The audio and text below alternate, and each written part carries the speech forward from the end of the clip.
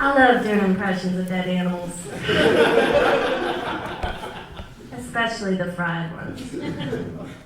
Deep fried. You know, I dated a guy once named Emerson. He loved tanning and showed up for work at PETA. That's a falafel cart in Pittsburgh, for those of you who aren't familiar. Noble work. My animal impressions came after he made his, all over a bilingual school teacher who wanted extra tahini. We were nothing alike. I'm allergic to tahini. Speaking of amor, I can't remember the last time I saw the moon. Can you? Joe traded my binoculars for bootleg Jean-Claude Van Damme DVDs. Boys. Research for some poem collection on pectoral muscles. I said, Joe, you can't read your way to a bigger chest. He said, Karen, my heart's a swollen gland. I said, Joe, I think the soy milk smells funny. He passed me the Oleo and excused himself to shave his balls in the den. Jokes. Joe doesn't own a razor. Just a moose head and a light-up Budweiser sign. Back when I was rolling in my 2008 tax return, it seemed like a good idea. Like the rhythm method. Boom, chicka boom. It's fun to exchange presents on Ash Wednesday. Not as fun as a pregnancy scare with a Sunday school teacher, but close. And I was telling you about my other paramour. The one with the shawarma truck that broke my heart in 10 different places and untagged all of our photos on Facebook. Those were the mornings. Walking with my beau. His long, thick mane dreaded ever so slightly. His forehead reaching my collarbone ever so slightly. And an engagement ring that I really liked wearing. Made of real metal, not the other kind. Coerced it from my mother's hope chest when it became clear that Ralph wasn't ready to pony up and pop the big one. Which isn't to say that he didn't pop a few, but I usually just took a shower and that was the end of that. Hope, I mean. Emerson hated being called Ralph, but we were so young, so dreamy, and I hadn't even lost my library card yet. You know? So I decided to take matters into my own hands. This is a story of tenacity, ladies, take notes. I slipped that engagement ring in Homeboy's messenger bag with a wink, a wiggle, and the threat of returning the mountain bike I got him for Christmas. Memories, alone in the moonlight. Love. People should really give cats another chance.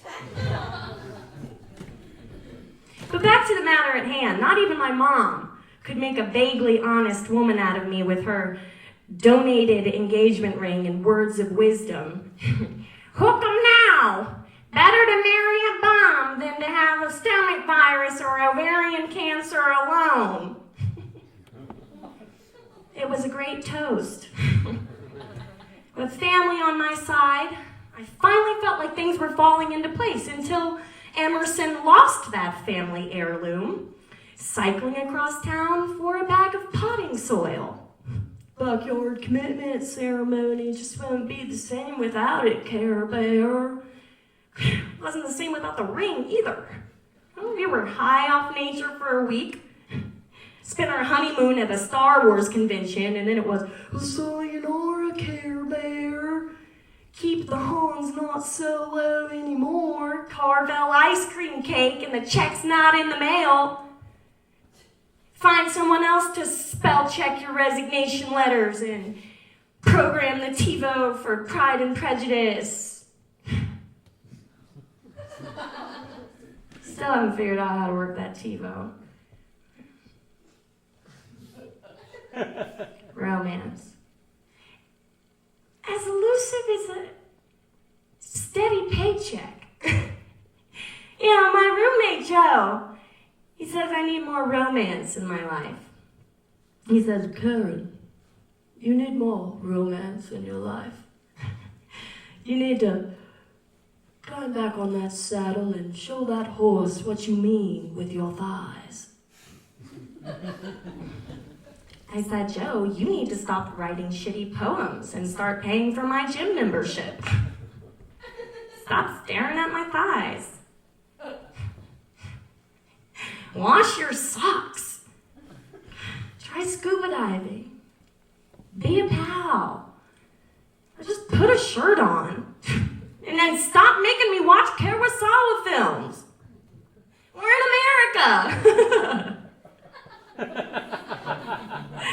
I want popcorn and I want it now. Stop being cheap with the butter. Give me more butter. Give me more butter or I'll cut you.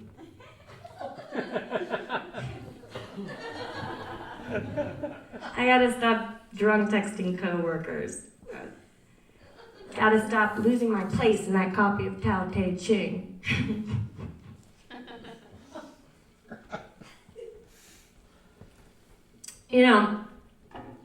I was having some latkes with my girl Sandy Katz at this 24-hour diner the other night. She and I are old pals from the circuit.